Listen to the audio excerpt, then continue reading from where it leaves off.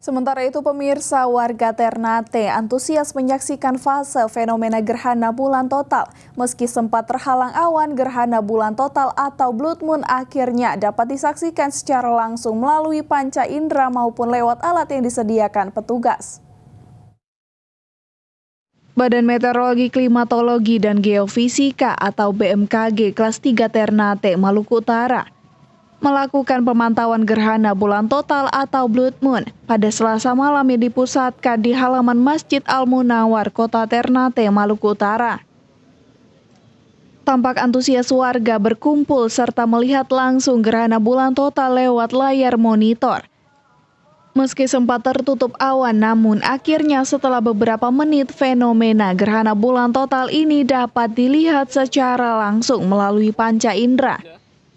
Puncak fase gerhana bulan sendiri disaksikan pada pukul 19:16 waktu setempat.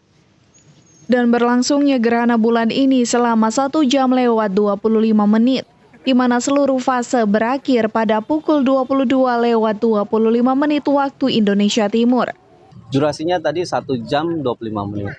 Untuk puncaknya, Pak? Cuaca sendiri kita tadi memang agak terhalang oleh awan, tetapi gerhana bulan total ini muncul lagi dan memang agak pengaruh dari pengamatan. Cuma selebihnya mungkin kita dapat melihat dengan jelas tadi sama-sama menyaksikan gerhana bulan total yang terjadi mulai dari sebagian hingga masuk fase gerhana bulan total. Terpantau sangat jelas. Pihak BMKG menyebut gerhana bulan total ini atau gerhana bulan seri Saros 136 pernah terjadi 18 tahun yang lalu, yaitu di tahun 2004 dan akan kembali terjadi lagi pada tahun 2040 mendatang. Dari Maluku Utara, Opik Syarifuddin melaporkan untuk Kawanwa TV. Pemirsa, berbagai informasi akan kami hadirkan usai jeda. Tetaplah bersama kami.